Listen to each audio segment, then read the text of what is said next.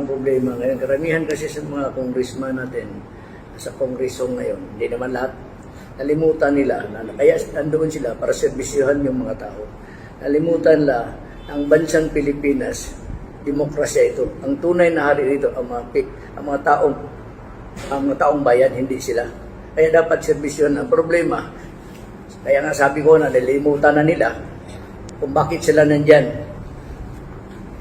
Dapat sana, sila ang maghanap ng paraan kung paano maiangat ang antas ng pamumuhay ng mga tao. Lalo ngayon, maraming naghihirap ng mga Pilipino.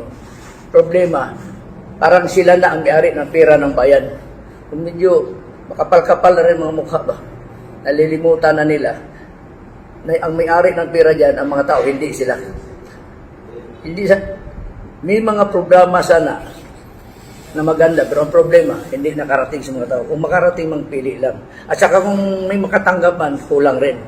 So, kaya yan ang problema ngayon ng korupsyon. Marami na makakapal ang mukha ng mga kongresista. Yan lang masabi ko sa ngayon.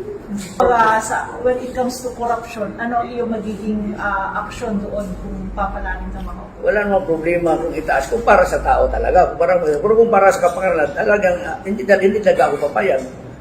Kung makikita ko yung budget na parang mapunta sa tao, bakit natin harangan? Bakit natin pipigilan? Pero sa nangyari nga ngayon, yung mga budget na ginagawa nila para sa kanila, para sa sarili ng bulsa. Doon nagkalitsi-litsi ang Pilipinas ngayon. Ito lang masabi ko sa mga opisyal.